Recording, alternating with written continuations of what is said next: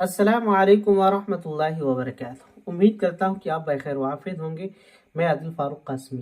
ناظرین، آج ہم نے ایک حدیث پاک پڑھ رہا تھا، اس کا ہم نے مطالعہ کیا، تو اس حدیث پاک کے پڑھنے سے دل میں ایک عجیب سی کڑھن اور ایک عجیب سا درد ہوا۔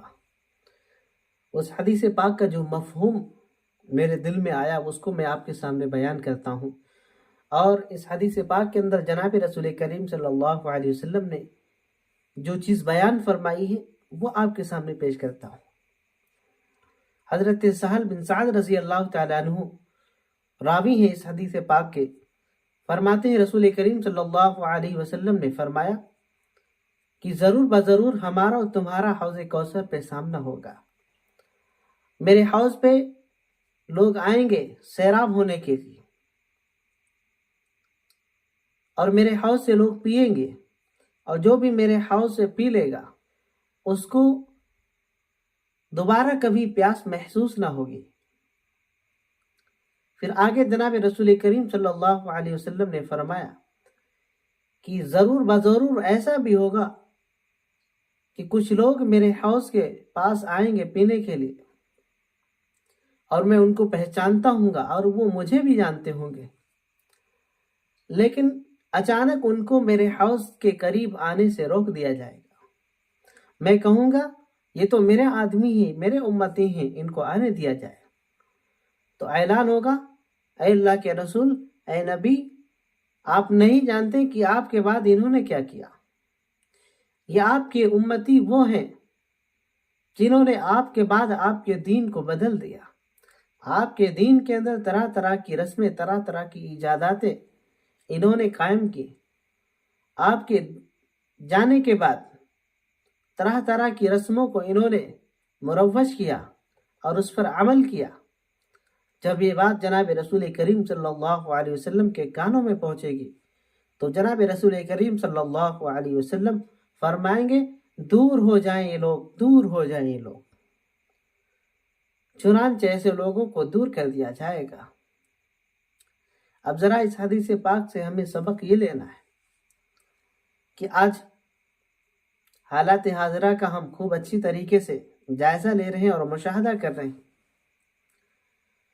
کہ جناب رسول کریم صلی اللہ علیہ وسلم کے نظام سے ہٹ کر کے ایسی کتنی ساری بدعتیں اور کتنے سارے خرافات عام ہیں جن کو دنیا دین سمجھ کر کے کر رہی ہے۔ ایسی خرافاتیں، ایسی رسمیں، ایسی چیزیں جن کا تعلق نہ قرآن سے ملتا ہے، نہ حدیث سے ملتا ہے، نہ صحابہ کے طور و طریق سے ملتا ہے، نہ جناب رسول کریم صلی اللہ علیہ وسلم کی زندگی سے ملتا ہے، پھر بھی ان کو دین سمجھ کے کیا جا رہا ہے، اور ان سے منع کرنے والے کو سب سے برا کہا جاتا ہے۔ ان سے منع کرنے والوں کو طرح طرح کے طعنے دیے جاتے ہیں، طرح طرح کی باتیں سنائی جاتی ہیں۔ ان کے لیے بہت بڑی عبرتناک اور بہت بڑا سبق ہے۔ اس حدیث پاک سے بہت بڑا سبق ان کو لینا چاہیے کہ کل قیامت کے دن جب وہ جناب رسول کریم صلی اللہ علیہ وسلم کے سامنے پیش کیے جائیں گے اور حوض کوثر طلب کریں گے تو آواز دے دی جائے گی، یہ وہی لوگ ہیں جو اے نبی آپ کے بعد دین کو متبدل کر کے، دین میں تبدیلیاں کر کے، عدل بدل کر کے عمل کیا کرتے تھے۔ کل قیامت کے دن ایسے لوگوں کو حوض کوثر سے محروم کر دیا جائے گا۔ اس لیے میرے بھائیوں، جناب رسول کریم صلی اللہ علیہ وسلم کے طریقے میں، آپ علیہ الصلوۃ والسلام کی نظام تعلیم میں، آپ علیہ الصلوۃ والسلام کے بتائے ہوئے فرمانوں پر، آپ علیہ الصلوۃ والسلام کے دیے گئے اس عظیم تحفے پر ہی عمل کرنا ہے۔ آپ علیہ الصلوۃ والسلام کے نظام تربیت سے، آپ علیہ الصلوۃ والسلام کے طریقے تعلیم سے، آپ علیہ الصلوۃ والسلام کے بتائے ہوئے طریقے سے ہٹ کر کے اگر ہم زندگی گزاریں گے تو کل قیامت کے دن کہیں ہمیں بھی حوض کوثر سے محروم نہ کر دیا جائے۔ حوض کوثر سے محروم ہونا نبی علیہ الصلوۃ والسلام کی شفاعت سے محروم ہونا ہوگا۔